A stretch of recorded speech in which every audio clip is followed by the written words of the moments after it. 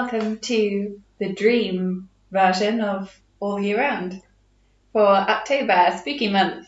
It's Halloween. That's very much a really weird way to just be like, are you dreaming? Well, actually, the question of whether you're dreaming or awake is something that we might come to in a minute. So we're going to be talking about what Victorians thought that dreams were, which there isn't really a single answer to. But before we get to that, dreams and spooky things. Technically, dreams are a good thing, right? We talk about like getting your dream job, going on a dream holiday. Oh yeah, when you might call your resolutions the dreams that you want to achieve that year. Okay. Exactly. They did use it that way in Victorian times as well. They did use it as like, oh, it's my dream to do this thing. So it does still have positive connotations. But dreams obviously also have this really unsettling side to them. So one of my favourite dreams in literature is obviously in Alice's Adventures in Wonderland. Of course. As you know. So one of the scariest bits of the fact that this is a dream, actually through the looking glass, is when they go to see the Red King and he's asleep and dreaming. I feel like from your face you know where I'm going with this. So the Red King is asleep and Tweedledee says to Alice, what do you think would happen if the Red King woke up? Because you're just a thing in his dream. So she's like, well, nothing would happen. It would just be the same. And he says, no, you just go out. Bang, like a candle, right? So this is terrifying for Alice, who tries to justify the fact that, no, I'm real. I'm not a dream thing. I'm a real person. And of course, it's impossible to prove whether you're asleep or dreaming or rational or real. Yeah. So it has this quite terrifying, are you asleep or are you awake? Yeah, I mean, I have not studied philosophy for a really long time, but then you get into like Descartes, like, I think, therefore I am.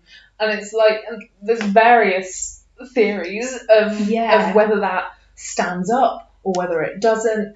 I mean, I cannot remember which philosopher it was, but it's a bit like with death. It's like being alive is a state and being dead is a state, and those two are mutually exclusive, and you can't know what the other one is. So I suppose if we were going to sit Alice down, we'd just be like, well, you won't know what it's like to not exist. Yeah.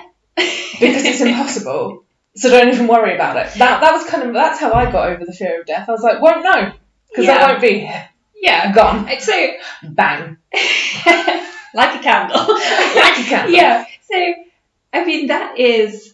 For that reason as well, obviously one of the unsettling things about dream, because even when you are dreaming, it's kind of sometimes hard to tell, am I dreaming this or is this actually real, right? So we do tend to kind of accept the things that happen in dream as mainly real.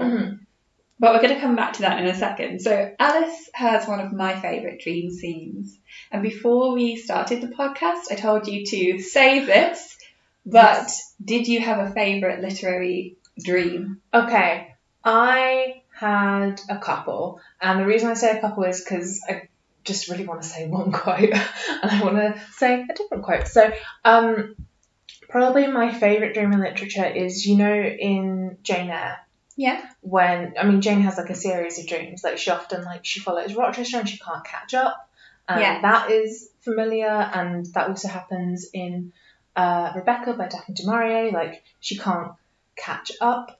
But the one that I like is, where she's locked out. Like Blanche Ingram is with Rochester and Thornfield, and Jane's locked out. Yeah. And I just think it's a very powerful dream. I don't like it, it's scary. But the entire book has scary points that I do enjoy. Yeah, so speaking of that kind of unsettling dream, and we do have those moments in literature and also when they're talking about dreams generally in Victorian times where it does feel a bit more like modern psychology like that. You read that scene and you're seeing how she feels, internally how she feels, and that is an important way that dreams were used in Victorian novels because it helps to give you insights into the characters' minds.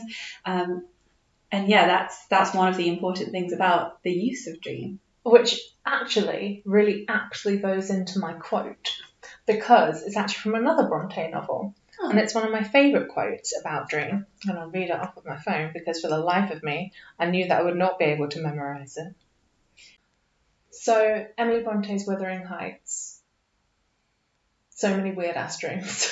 Yeah. So many weird dreams. That is another one of my favourites for dreams. Yes. I wonder whether you're going to say the quote that I like. Okay. Imagine the stress if I don't do it and you go, oh no, that wasn't the quote. Like, it wasn't. Okay, I like this one and I do actually have this stitched next to my bedside. I have dreamt in my life dreams that have stayed with me ever after and changed my ideas. They have gone through and through me like wine through water and altered the colour of my mind. Yes, that is my favourite Wuthering Heights quote too. Yeah. So one of the reasons that I particularly like that one is that it's not even just the dream is representing something. It's actually the dreams that you have influence your waking life. Right? Inception. Yes. So you get a lot of this like weird interweaving of reality and dream and what is it, and that's part of what makes it unsettling. Right? Yes. So it's also one of the reasons that the Victorians so closely associated dreams with insanity. Not knowing what's real and not knowing what's real. Exactly. So if we go back to that point that we were making about, it's generally in dreams, we accept what's happening during the dream as real. So we find like ridiculous situations scary, for example, that we wouldn't normally. We would rationalize that. We know it's not really happening. So the idea was that if you are unable to distinguish between what is imagined and what is real, if you essentially lose your grip on reality, then that would be insanity. And so technically, in a dream state where you can't distinguish between what your mind is creating and what's actually really happening, you kind of are insane. Okay, I have like modern thoughts on this that maybe have no place here. But I was thinking, even what is real is made up from our concepts. So it's a bit like how what you're seeing is in what you're seeing because your brain is making up parts of what you're seeing. So there is no reality. We all live in insanity. Yes. Yeah, what is reality anyway? Yeah, I was going to say, I mean, that would be like, unless sort of reality was a perfect recording. I'm not sure if that's what Victorians might have considered, given all the really intense is the word we're going to use, intense experiments that they were doing on themselves. Yeah, so, I mean, it's a really good point. It's potentially a really big question that we might not want to get into right now in the podcast. But yeah, the kind of questioning of how reliable is your perception of what is real, that was also a big Victorian kind of issue that they were thinking about. So it's one of the reasons that we get lots of like optical technology experiments and things like that. Also creeps into fiction. There's one that I really love in George MacDonald's novel. Do you remember when we talked about the angel-winged women? Yes. So one of the other things that happens in that is that you've got the kind of very permeable boundary between fairyland and the reality. And when the main character, Anados, has his shadow, which is like the thing that he picks up from doing the wrong thing. Complicated, but we won't get into that. When he has that, the fairy world sort of starts to shift to him into a more boring real world. So do women get their arms back? No. Oh. Wow, what was the point? That's actually a book that's within the book, the Winged Women. But so he sees these fairy children playing with these magical devices that change the colour of the world and things like that. And when he sees it from reality, it's just a child with a kaleidoscope. That's still fun. Yeah. I still like kaleidoscopes. Yeah, I think it is. And it's a nice kind of combination between, that imagination and fancy and the fantastical and kind of like what can you do to change your perception. But for dreams, you can't really change them. You can't really control them. And that's the issue, that control. Hayley, I don't want to take you down too much of a tangent here, but did they ever try to like lucid dream? Were there like weird experiments of them trying to do it? There are. I've never seen one of somebody attempting to lucid dream, but there are recorded dreams that were used as like scientific study. One of the issues with, well, not really an issue, it's just the way it was. Yeah. One of the things that happens with Victorian dreams is there's not a big distinction between science and what we would now consider as like the supernatural or the spiritual. Got it. So that makes it kind of complicated to deal with, because you have to remember not to compartmentalize things in the way that we would in modern times. So, for example, in Victorian times, you would have some people believe that dreams were sent by God. So they could be messages from God, and that's your kind of like religious angle to it. Some people believe that they were kind of like in a dream state, you were closer to the spirit realm. There was a kind of crossover there, so it could be communication with the spirits. You see this in a lot of spiritualist publications. But there were also the science or the rational kind of element to that. And even saying that, it's not quite right, because it wasn't seen as separate, because the things that we would now say, oh, that's supernatural, like the intervention of the spirits, that was being looked at in a scientific way. You know, is this possible? Is there something about the makeup of the world that we just don't understand? We just can't explain it yet. So well, even now people continue on with that, don't they? Yeah, absolutely. So it's not something that's changed massively, but this is around the 1860s. You get this shift into more physiological explanations for dreaming. So physiological is like body. Yeah, so it's actually physically explainable. Like you could dissect your brain and find this is where dreams are coming from. That kind of idea. Okay. So is it kind of that brain idea, or does this also fall into that if you eat cheese at night, or if you drink green tea, that will give you nightmares? Yes, it does. So for our physiological explanations, it's also like chemical reactions. Could chemicals be creating these dreams? Ooh. So yeah, I think one of our best literary examples of that is Scrooge in A Christmas Carol. If you remember, when Jacob Marley turns up to Scrooge, he tells him, you're just a bit of undigested beef or a blot of mustard. And that tells us that Scrooge thinks he's dreaming in that moment, because that's what a lot of people believed was the origin of dream.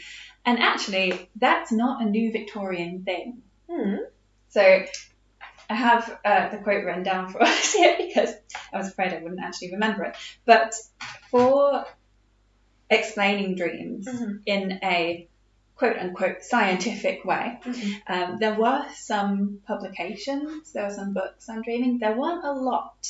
Most of the scientific thought on dreaming came through periodicals. But there were some, and the main one was John Abercrombie's Inquiries Concerning the Intellectual Powers and the Investigation of Truth. That one takes a lot of ideas that were already published a lot earlier, as do most of them. And most of them come from this book by David Hartley. It was published in 1749, called Observations on Man. So the quote that I think kind of explains a lot of the thinking about the, again, quote-unquote scientific element of dreams is, he says, dreams are nothing but the imaginations, fancies, or reveries of a sleeping man, and they are deducible from the three following causes. Okay. First, the impressions and ideas lately received, and particularly those of the preceding day. Yeah, I can see that. Secondly, the state of the body, particularly that of the stomach and brain. Potentially. And thirdly, association.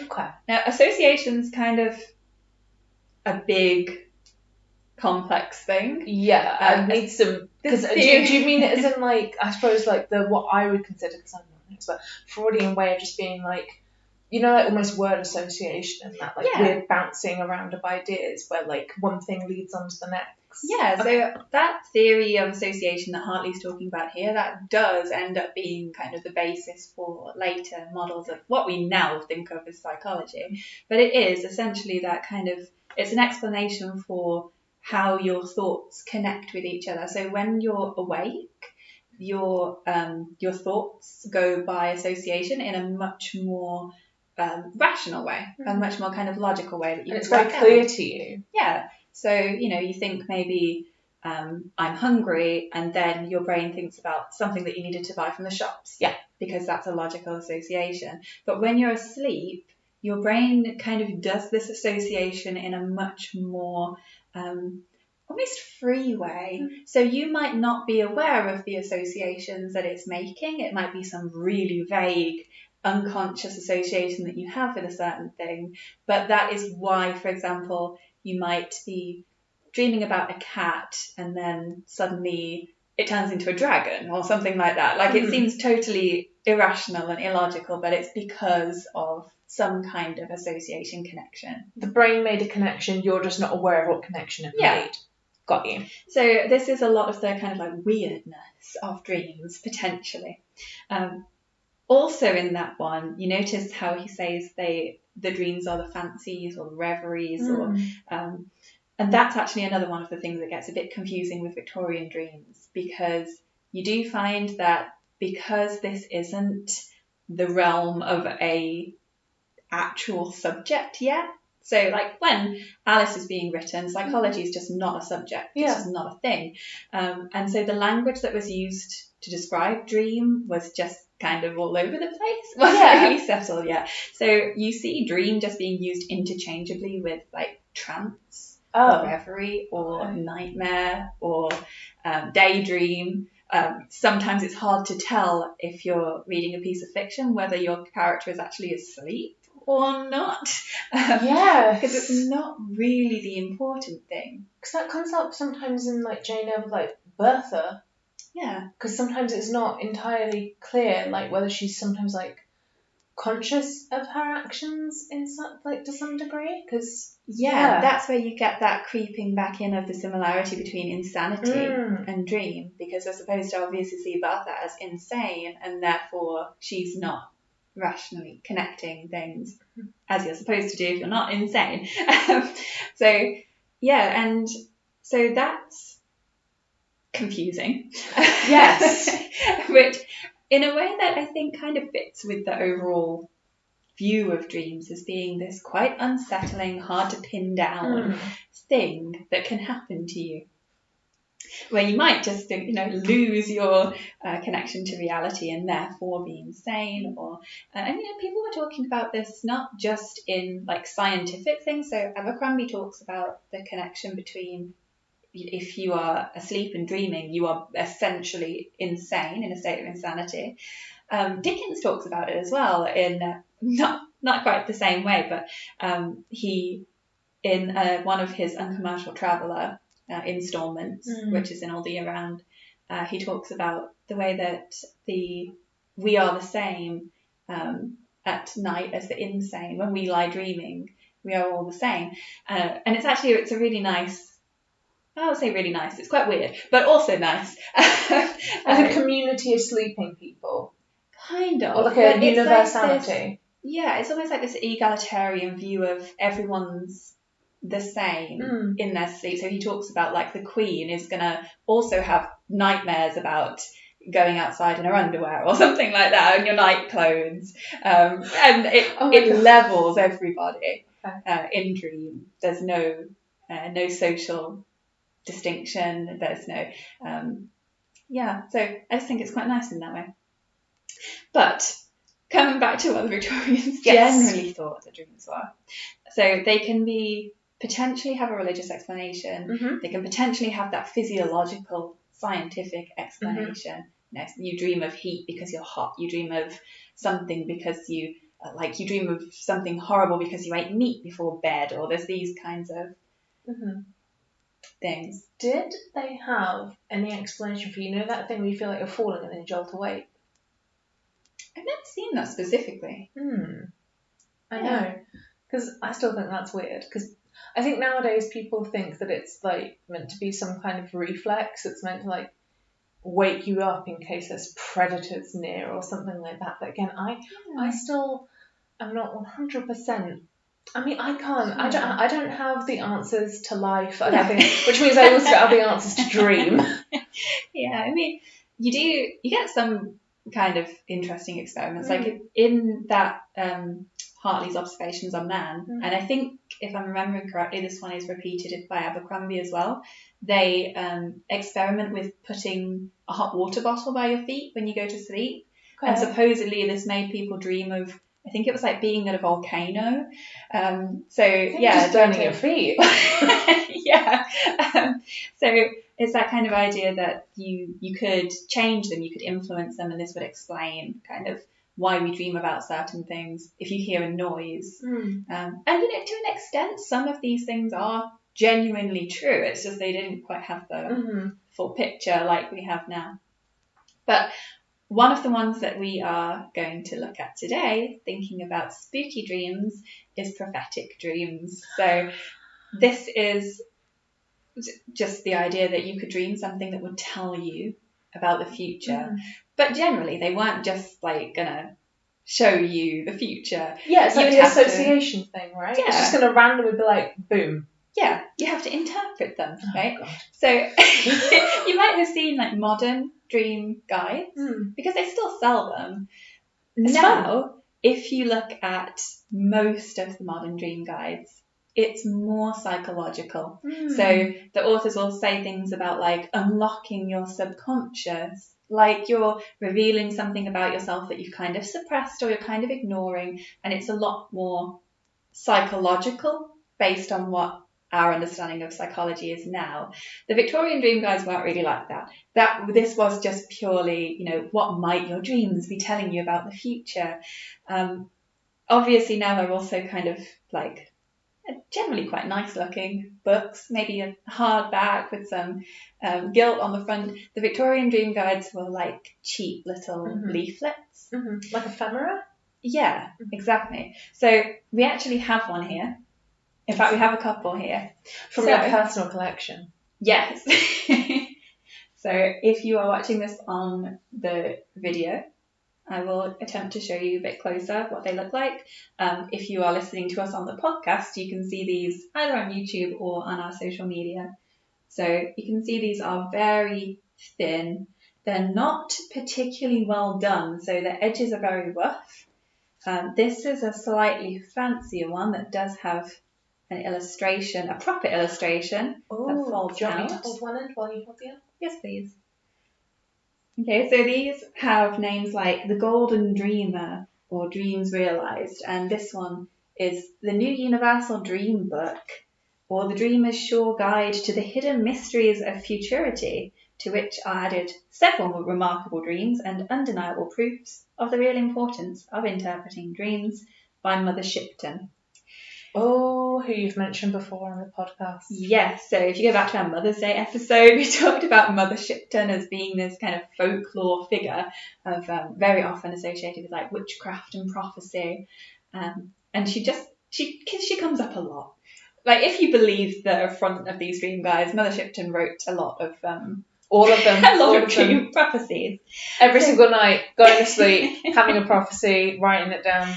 So one of the other things that I asked you to do and not tell me about before we recorded the podcast is to try to remember a recent interesting dream, which we're going to try to interpret using these Victorian dream guides. Okay.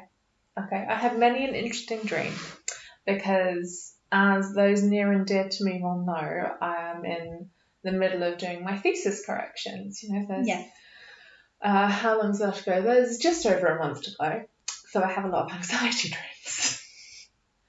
So I have a selection for you if you want me to give you a selection, because a lot of my dreams have just been like, here's this terrifying thing. There hasn't been much of a narrative to them. It's just like, that's fine. Okay. We just need one or two terms that we can attempt to search. I have 3 for you. Okay. So my first one is the naked dream, which you've just told me apparently did exist as a fear because Charles Dickens. Yes. Yeah, absolutely it did. Okay, so if we may fast forward this for the sake of the podcast, because in these dream guides, as you could see, they were very thin, and a lot of the things in there you might think, who would dream of that?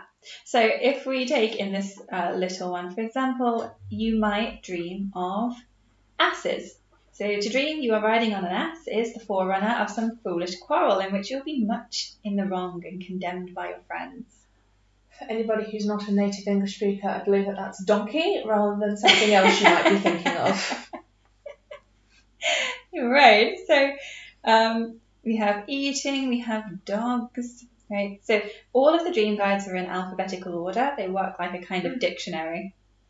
I'm turning this carefully a page at a time because they are quite thin. Now, actually, I suspect... I don't even know what it will come under, because it maybe not be naked. Yeah, it won't be... unclothed. Yeah, we're unlikely to be able to find nudity in here. So, in fact, under N, we only have nails and nightingales. So, I think the closest to what we want here is actually going to be apparel. Oh, tell me about apparel. So, is it going to tell me that, what is it, apparel maketh the man? I'm not wearing anything. There's nothing to me, Hayley. The shallowest person you've ever met. So, okay, the apparel section is quite lengthy. So we're gonna skip through this. It tells us that nothing more demonstrates the events that are about to happen to you than dreaming of wearing apparel. So let's see if it has lots of information here about various colours. So, for example, to dream you're dressed in white is a sure token of success in the first object you undertake. And also that you'll be successful in love if you're wearing white, okay? So if you are dressed in blue, dressed in scarlet, yellow is rather lucky than otherwise. Do you have That's so vague. Yeah, actually, that's also something that you definitely find in these. They are really, really vague. Like with horoscopes. Yeah, so you can see why somebody might read that and then think, oh, that actually came true. Yeah. When actually the chances of it coming true are probably kind of 50-50. Yeah. Also, I wonder how it would alter your perspective. So, you know when you read a horoscope and it says you're going to have a terrible week, and you have a terrible week, I wonder how much that initial prognosis influenced you, or whether you'd have had a better week if they were like, hey, this is going to be a bit of a mixed week, and whether you might actually think, oh yeah, it was a bit, there were some down points, but there were some good things as well. Yeah, that's very true. I mean, this kind of psychological effect of reading this and having that in your head is definitely something that would have Right, so basically, even if it's not a dream, we should probably all wear white clothes according to this dream guide. Yeah. Okay. Just in case. There are some other good ones. But yeah, to dream that you're fashionably dressed is one of them. And in good company is very good for the dreamer. He will rise considerably above his present condition. And your sweetheart will prefer you above others and be very good-tempered. So that's a good one. The last one is to dream you are dressed shabbily. If your clothes are ragged and torn, it's a bad omen. So actually, we do not have any lack of clothes in here. I just glanced down at that page and noticed that to dream an ass runs after you denotes that some slander will be raised against you by some foolish person, and who will become themselves the victims of the scandal raised against you, which seems oddly specific. It's very specific. Right. So, if we now turn to our other dream guide, the Mother Shipton one. Okay, and this one actually has a few more in it because, again, if you're looking at this on the picture or on the YouTube video, you can see that Mother Shipton's one is a bit bigger. It's quite a lot taller than the Golden Dreamer. And it's thicker as well. Yeah. This is from about 1840, just before 1840. So in this one, we have things like abuse, acquaintance, adultery, adversary, alms. Okay, so on this one, do we still have apparel? We don't. Do we? Oh, yeah, we do, but it's much shorter. To dream that your apparel is proper and suited to the season of the year denotes prosperity and happiness. Well, mine was not suited to the season. It's autumn. It wasn't, was it? No. And No. it doesn't say what happens if it's not that. So, okay, let's see if this one has anything that fits more specifically. And I remember you telling me when we were doing the run up to this episode that you were like, these were kind of used for fun, to be like poured over. And I was thinking, we are two young women in the prime of our life pouring over an 1840s dream guide. So had this like strange moment of like the past and the present kind of colliding. Yeah, so they weren't generally that serious. Most people didn't see them as a very serious thing. They were definitely for entertainment. In fact, on the back of this one and in almost all of them, you do get this kind of small disclaimer to tell you that the editor obviously thinks that this is complete nonsense, but they're just publishing it just so that you can see how much nonsense used to be published in the past. So this one says, to the reader, the foregoing pages are published principally to show the superstitions which engrossed the mind of the population of Scotland during a past age, and which are happily disappearing before the progress of an enlightened civilization. Also love the way that it just shoved it all the way over. They're just like, oh, not us. Couldn't, would never. Yeah. So actually, this is another kind of interesting reference. This one is, this one's from Glasgow. Oh, so, that's exciting. Yeah. Printed for the bookseller in Glasgow. But you do actually have this like folkloric connection with dream and prophecy and the idea of second sight, which was a Scottish tradition. So that's also often connected to these. You do see a lot of the time, despite the fact that they're saying this is nonsense, you shouldn't believe in this, you have kind of little things in there, little hints that try to make it feel like it's more reliable. Mm-hmm. Like, this was a dream guide that was found in Napoleon's chest when his ship sank and things like that. So it's like trying to kind of give you that impression in your head that this is some kind of like lost. They're like, we're not just saying these things. We're not just stating facts. Just telling you that it's something that was found. I'm not verifying this thing in and of itself. Yeah.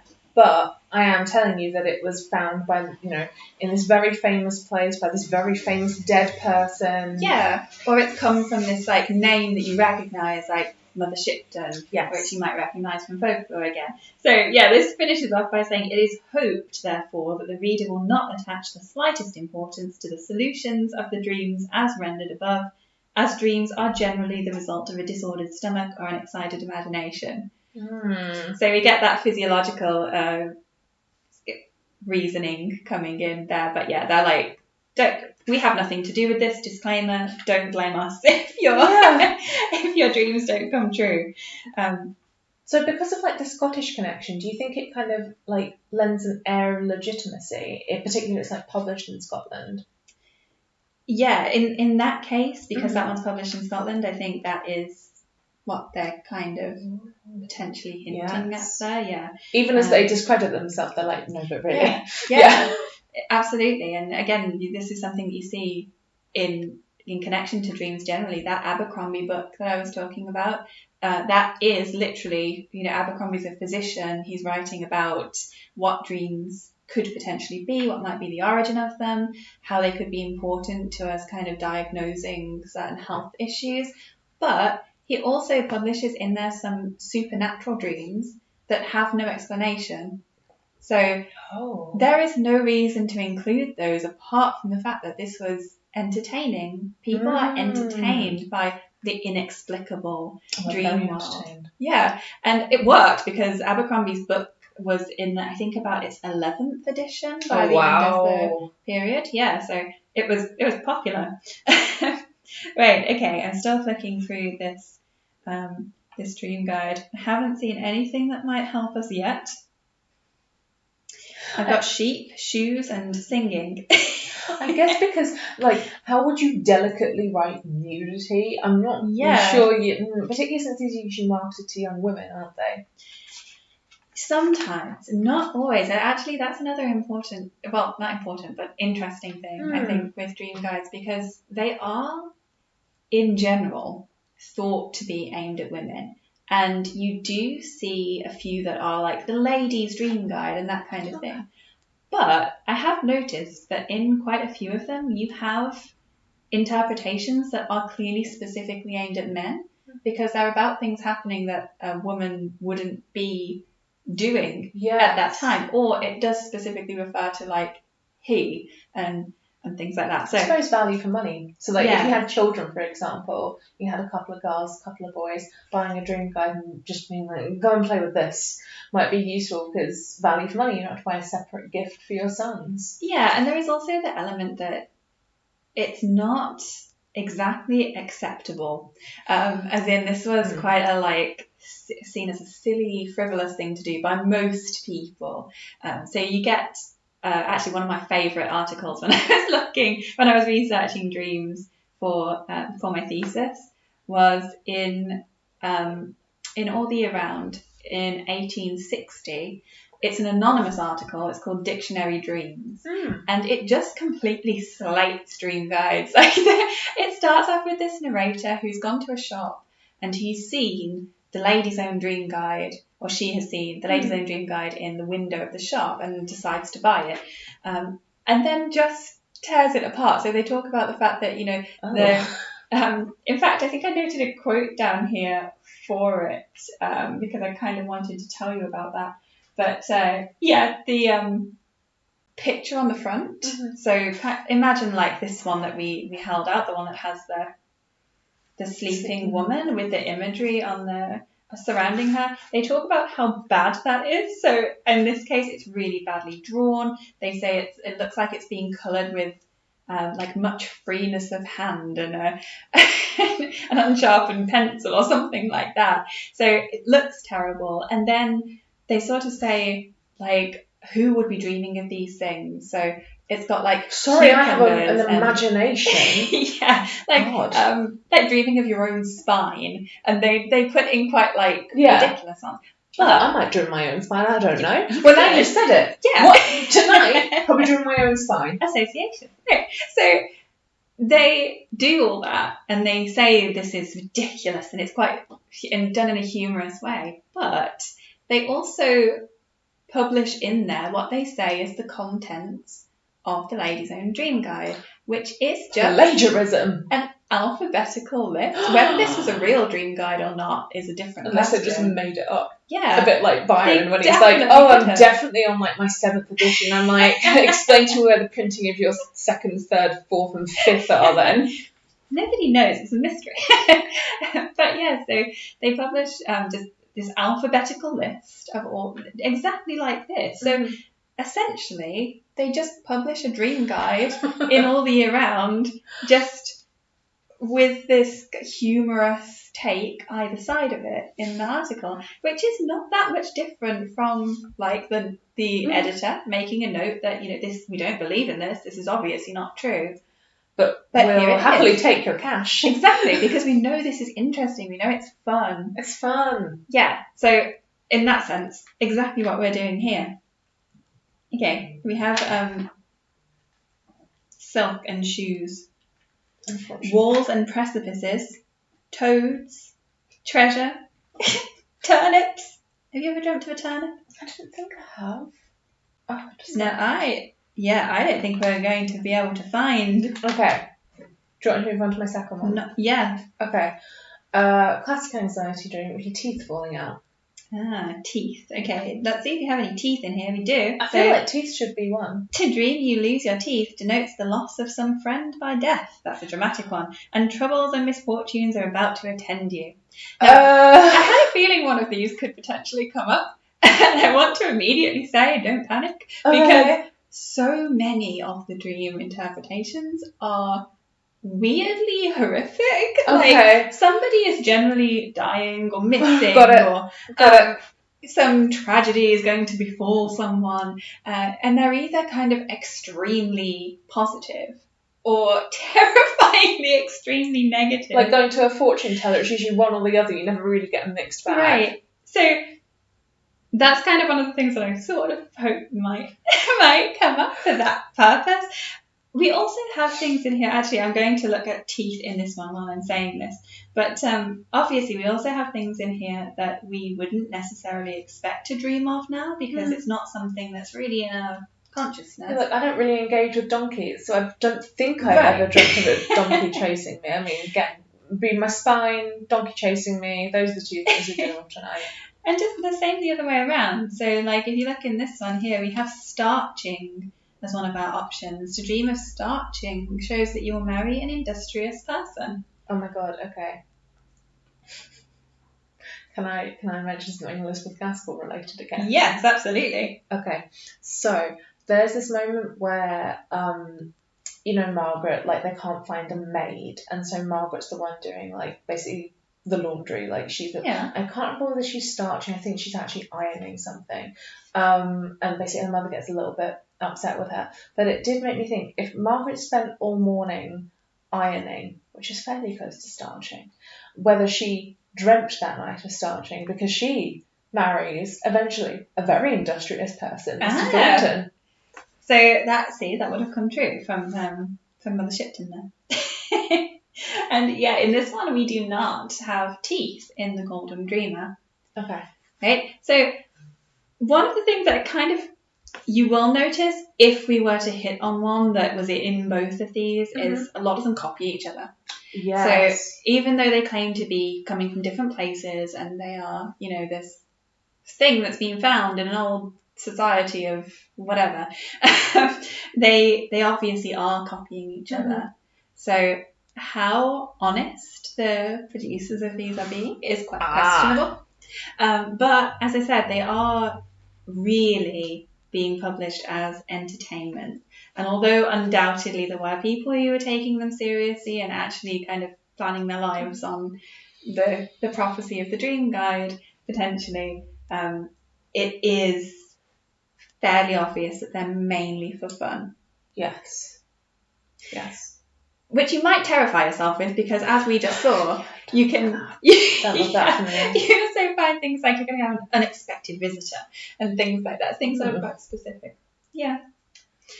I'm thinking the only other dream that I've had recently would be a zombie dream. We're definitely not going to find zombies. I know, that's what I was thinking. You might find undead or dead. Yeah. And I thought that maybe, since they're so focused on death. Yes, I'm willing to bet there will be death in both of these. Okay, so there's death in that one. And if we find death in the new Universal Dream book. I mean, I wasn't dead, I escaped. That was great. It was a solid effort, Hayley, in this dream. We actually do have cucumbers in excuse me? In this one as well. Yeah, do you know what happens if you I would love to know. It denotes recovery to the sick and you will fall speedily in love. Or, if you are in love, you will marry the present object of your affections. Also, moderate success in trade. Okay, I've just had... An image has appeared in my mind about this, of people... see, if you can't lucid dream, what if people were using them to attempt to dream by association? So I just had this image of someone surrounding themselves with cucumbers because they really desperately wanted to marry the object of their affection. If I see this enough times, I'll surely dream of a cucumber. Yeah, it kind of reminds me of there are these, like... hesitate to say spells, but essentially magic spells that you could try to do.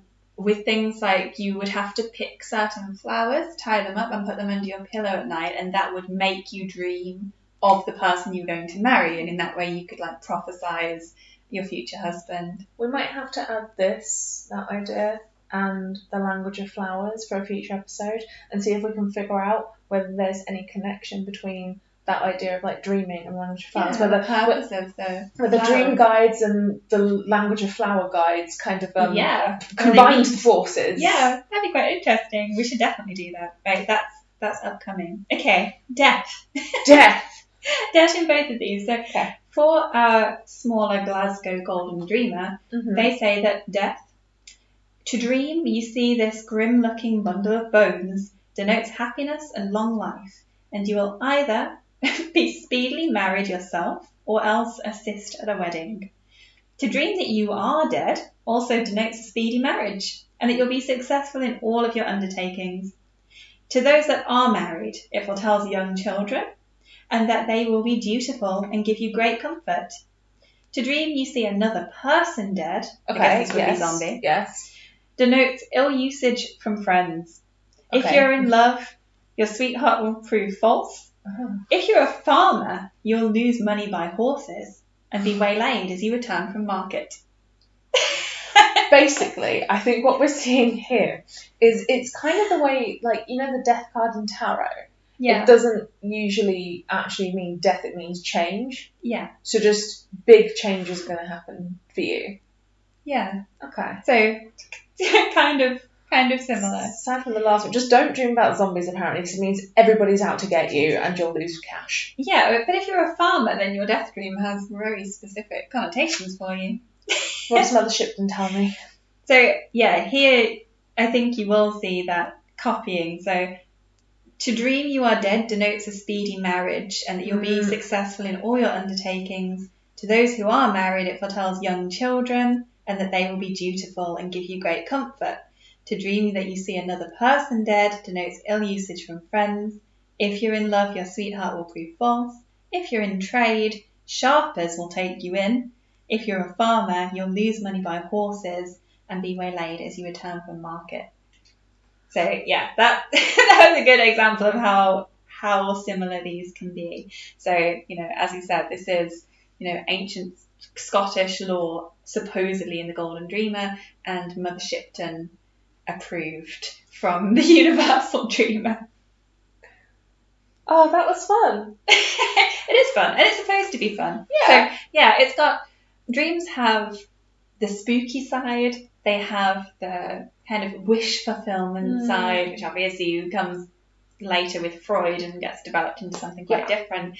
And they also have that fun side. Okay, so spooky, but also fun, like our layout here today. Yeah, we're going for spooky and fun. We have pumpkin spice lattes, we have bats and ghosts and ghouls. And pumpkins, so yeah. We hope that you are also having a wonderfully spooky and fun Halloween. And if you want to hear more about weird dream things and what Victorians thought about the mind and brain, then you might want to join us on our next podcast, which is celebrating the birthday of Robert Louis Stevenson and talking about the double, because of course Jekyll and Hyde. I'm so excited. I don't know what's going to happen. There'll be more spookiness and more gothic. Oh, I love it. I mean, every single step of like the seat. That's why I love the seasons, but I love that we have our road trips, and I got really into the road trips, but then I was really excited for when we do like our autumn and spooky episodes, and I'm really excited for our Christmas episodes, and then I can get excited for spring again. Just yeah, I do love these seasonal moments at the end of the month. Me too. So hopefully we'll see you there at the next podcast for more spooky things. Bye for now. Bye.